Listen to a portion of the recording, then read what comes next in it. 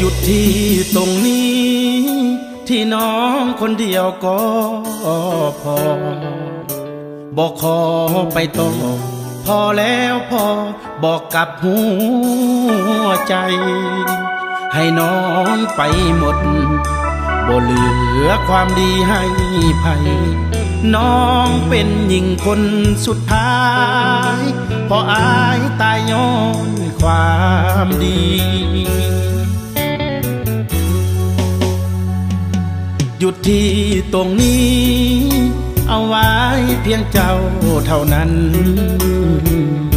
เป็นคนสำคัญของอายเท่าสู้ชีวิตตกทุกข์ได้ยาก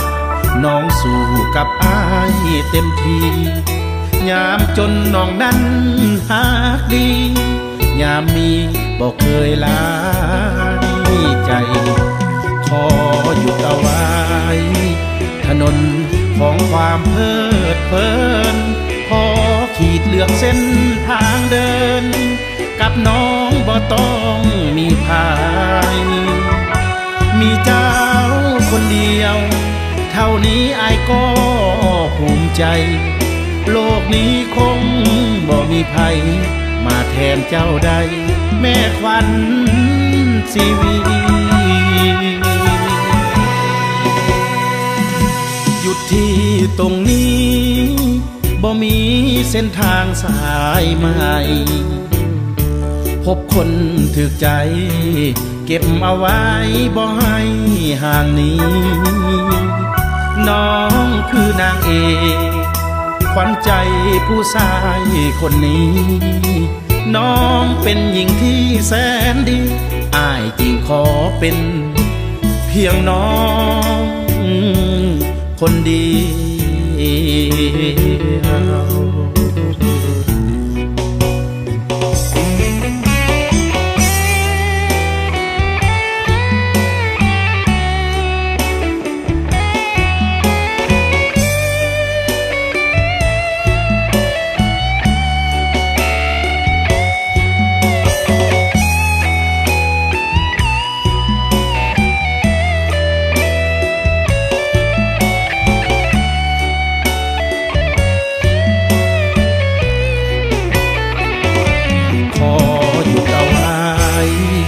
ถนน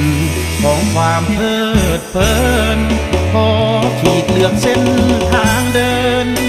กับน้องบ่ต้องมีภายมีเจ้าคนเดียวเท่านี้อายก็ภูมิใจโลกนี้คงบ่มีภัยมาแทนเจ้าใดแม่ขวัญชีวิต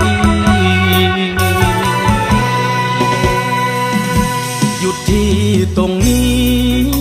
บ่มีเส้นทางสายใหม่พบคนถึกใจเก็บเอาไว้บ่ให้